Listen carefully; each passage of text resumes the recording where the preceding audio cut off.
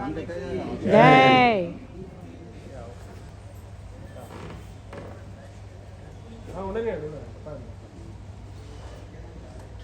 इति श्रीमद्भगवद्गीतासु उपनिषत्सु ब्रह्मविद्यायां योगशास्त्रे श्रीकृष्णार्जुनसंवादे ज्ञानयोगो नाम चतुर्थोऽध्यायः।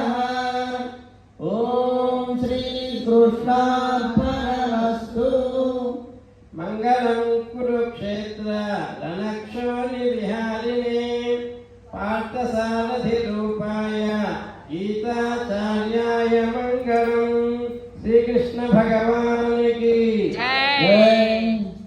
शांति शांति शांति। కట్టు రంగాచార్యులు వారికి ప్రత్యేక ధన్యవాదాలు చెబుతూ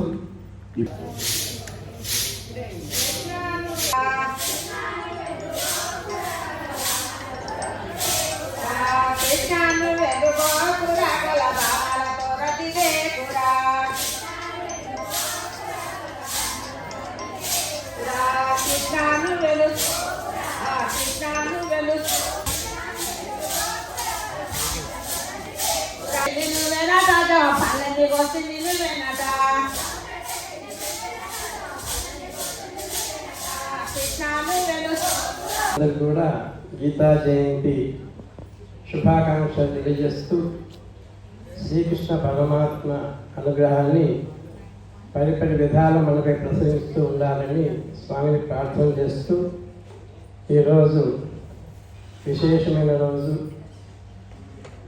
మోక్షద ఏకాదశి 700 శ్లోకాలు పూర్తయ్యాయి. ఈ గీత మన యొక్క గీతను మార్చే గీత. భగవంతుడు బ్రహ్మను సృష్టిస్తే బ్రహ్మ ఒక ఆవును సృష్టిస్తూ ఉండగా 33 కోట్ల దేవతలకు ఆహ్వానం పలికాడు. ఈ ఆవులో మీరందరూ కూడా ప్రవేశించండి అని. దానిలో 31 దేవతలు వచ్చి కూర్చున్నారు ఆయా స్థానాలలో. ఇంకిద్దరు దేవతలు రాలేదు, మెల్లగా వస్తున్నారు. సింగారించుకుంటూ మెల్లగా కోదాలని అని మెల్లగా మాట్లాడుకుంటూ సుందరత రహితంగా వస్తున్నారు వారిద్దరు. ఎవరు వారిద్దరు? లక్ష్మీదేవి సరస్వతి. వచ్చి బ్రహ్మ దగ్గరికి వచ్చి అడిగితే బ్రహ్మగారు అన్ని స్థానాలు ఫిలప్ అయిపోయాయి, ఇక్కడ 2 స్థానాలు ఉన్నాయి, పృష్ఠభాగంలో ఉంటారంటే అయ్యో మేము అక్కడే ఉంటామని చెప్పేసి లక్ష్మీదేవి గోపంచకంలో, సరస్వతీదేవి గోమయంలో వేయించేస్తున్నారు. అదే మనకు పవిత్రంగా సర్వోపనిషదో గావ దోగ్ధ గోపాలనందన పార్థో వస్తు శుతీర్భోక్త దుగ్ధం గీతామృతం మహత్ అంటూ అన్ని ఉపనిషత్తులన్నీ గోవులోనే ఇమిడి ఉన్నాయి. అర్జునుడు దూడగా ఉండి పాలను స్మరిస్తూ ఉంటే శ్రీకృష్ణుడు పాలు పిదుపుతూ ఇటు అర్జునుడికి ఉపదేశం చేస్తూ అటు మనకు లోకానికి భగవద్గీతను అందించిన వాడు శ్రీకృష్ణ పరమాత్మ. ఆ గీతా మహాత్యాన్ని, గీతా అమృతాన్ని మనమంతా ఆస్వాదించాం. పండితులు పామళ్లకు తగినట్టుగా లోకానికి అందించాడు శ్రీకృష్ణ పరమాత్మ ఈరోజు. కావున ఈరోజు మనమంతా గీతా అమృతాన్ని సేవించాం. 700 శ్లోకాలను పఠిస్తూ శ్రీకృష్ణ భగవాన్ యొక్క అనుగ్రహాన్ని పొందే అవకాశం ఈరోజు మనకి ఇక్కడ లభించింది. ఈ పెద్దలందరూ కూడా అనేక శ్రీకృష్ణ పరమాత్మ తరఫు మంగళాశాసనం చేయమని స్వామిని ప్రార్థన చేస్తూ జై శ్రీమన్నారాయణ. జై శ్రీమన్నారాయణ.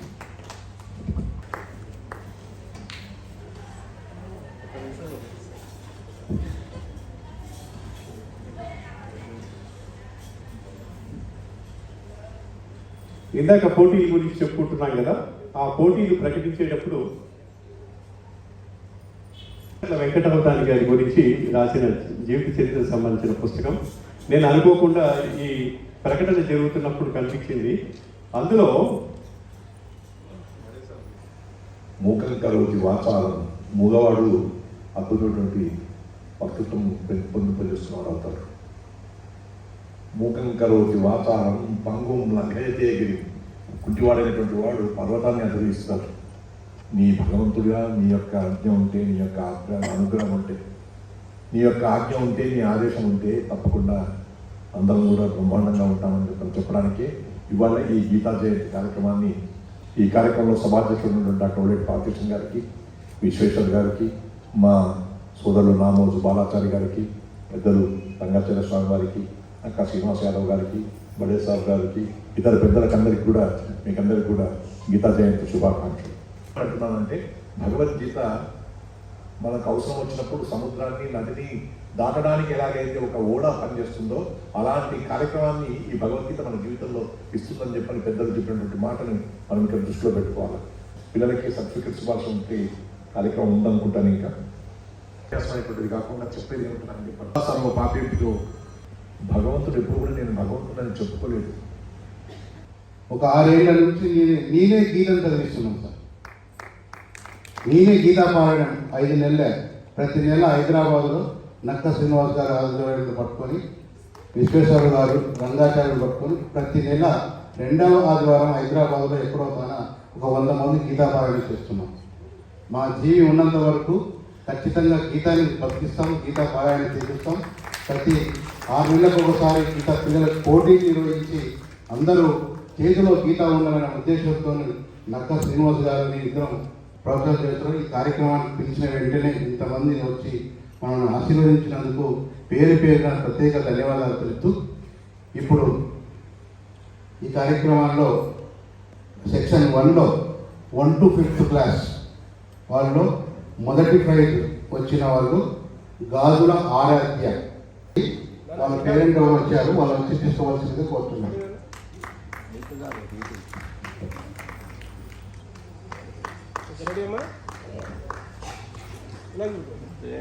రమాదేవి పెద్ద మేడం ఇలా తిరగండమ్మా. ఓకే. శరణ్య పెద్దవాళ్ళ సెక్షన్. ప్రైజ్ తీసుకున్న వాళ్ళు ఒక్కరోజు ఒకసారి వస్తే ఒక గ్రూప్ ఫోటో తీసుకున్నాం. ప్రైజ్ తీసుకున్న వాళ్ళు రండి. అయ్యా పట్టుకోకండి, నిల్చోండి, వదిలే రెడీ. పారాయణులు పెద్దలు డాక్టర్ రంగాచార్య గారికి, విశ్వేశ్వరరావు గారికి, బాలాచార్య గారికి,